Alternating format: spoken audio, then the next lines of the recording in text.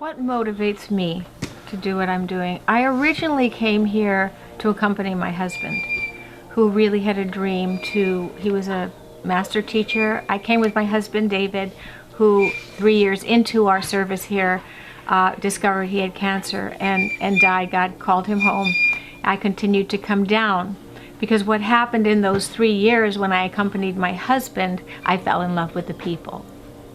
And love doesn't walk away.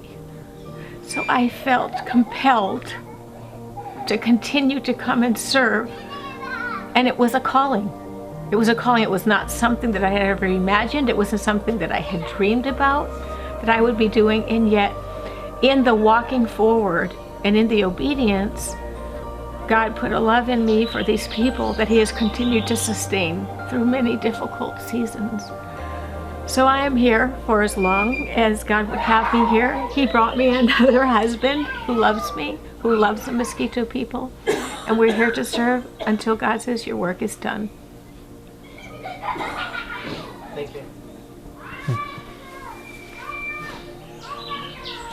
The reason why I do what I do, number one, it's a response to what God has obviously called me to, because through all these crazy circumstances, I came to call this place home.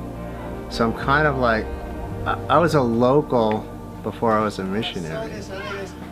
I was a Christian, local, began serving in the church and pastoring in Honduras with Mosquito people before I was a missionary.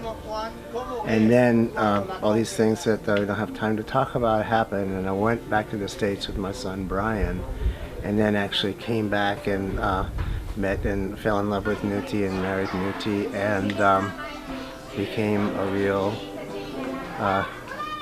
gringo missionary now. 5, 6, 7, 8. As long as we have lots of sound here.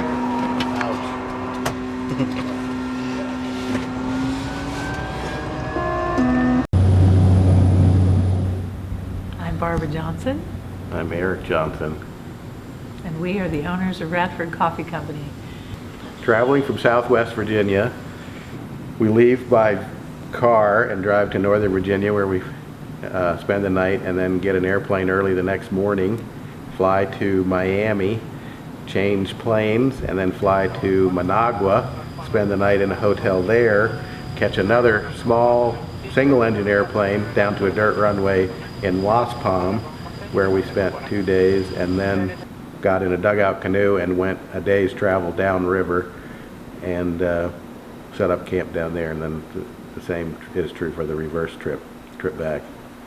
So dugout canoes, dirt roads, highway travel, jet planes, airports, a lot of bouncing around. While we were in Waspam, Eric did a pastor's conference for the teachers or the pastors that are there. They don't get a lot of teaching. Usually the first person in the village who becomes a believer is the pastor, and they have limited education and no resources. So they're always really excited when someone comes down, and Eric brought books for them and gave them a really good talk on biblical truth. I just really wanted to encourage them to love each other as brothers and sisters in the Lord, and to really just be focused on the gospel and helping each other in their endeavors to spread the gospel. Even though they were from different churches and in different communities, that they could try to work together and really show the love of, demonstrate the love of God by the way they treat each other. Yeah, in Sawa, our project, we had kind of two goals of being downriver. Our project was to construct a walkway which was elevated kind of above the ground about 8 inches to 10 inches, because during rainy season the river will overflow its banks, and the field areas around the houses and buildings just becomes a marsh. And so walking from the river to the buildings, without the walkway, you're just walking in the mud, and it gets really sticky and nasty. And most of the people who live there don't have shoes, so the result is an awful lot of the kids get parasites in their feet from the mud. And having the walkway is a big benefit to the ministry, because the ministry team has to make a trip down there monthly in order to pay the teachers, and so it'll get used a lot, to put it that way.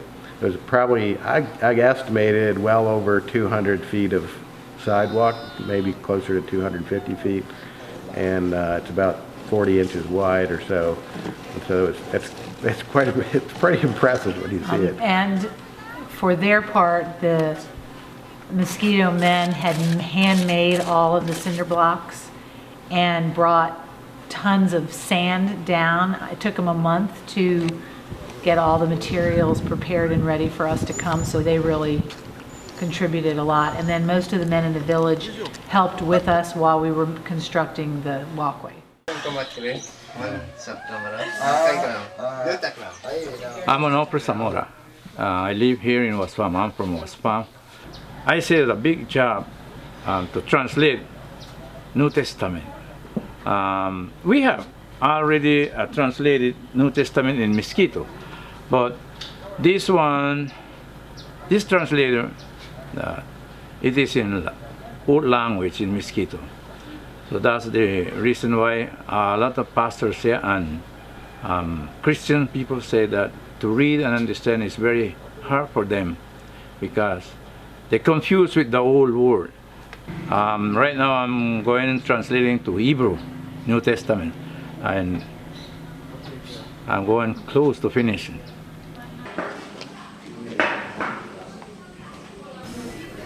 Hello, my name is Danilo Cunningham. I'm the administrator of the project Sigdalamp here in Waspam, in Coco River area. I've been working for 17 years ago, and we are working in different villages, in school, elementary school, and also we have one high school level. It's in Living Creek. So around the school we have 1,696 students we have, and 35 teachers we are working with, and also some staff members in here in office, and some carpenters, and include the watchman. Should be the 46 people. We are all together here in the project. We actually have 8 villages that we support schools in, but the villages that we visited on this trip were Boom, Sawa, Si, Living Creek, and Utlamata.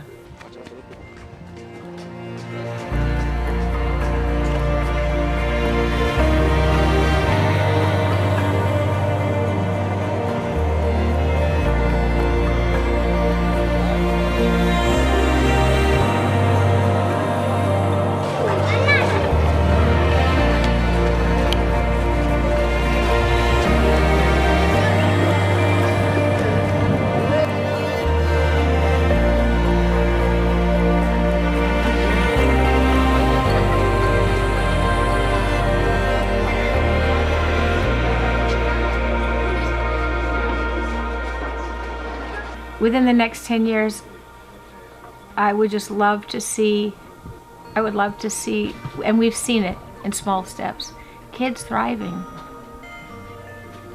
kids being free, kids and parents having families that are intact.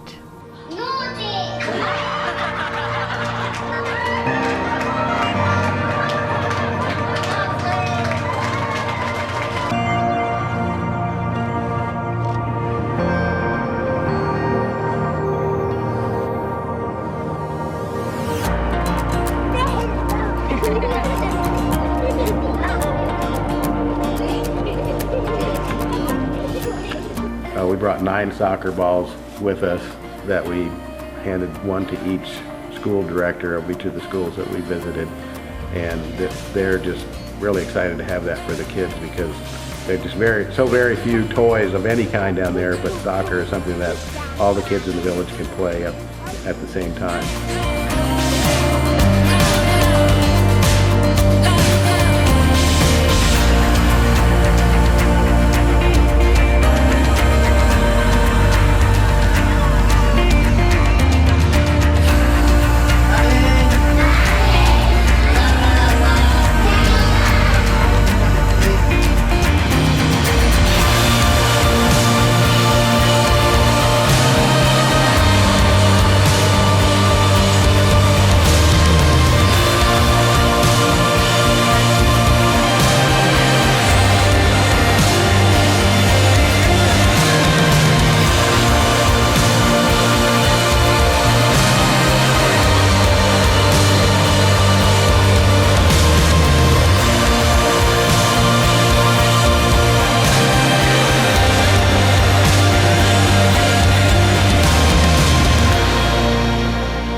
We really didn't know how much we would be able to contribute to the financially to the project, and it actually was. It turned out to be fairly significant by the end of the year. After having been there and listening to the leaders at the different communities relate what their needs are, it's very obvious that they have more students than they have teachers, they have more students than they have classrooms, and so to be able to help them add to their budget, to be able to add more teachers, and the teachers are not being paid at the same level as some of the other government teachers are, so we'd love to see them be able to raise their pay up to the same level as what other people in equivalent positions are being paid, and then add a few more teachers and maybe even help them add on to some of the school buildings so that they can accommodate more classes as well in those villages as they're growing.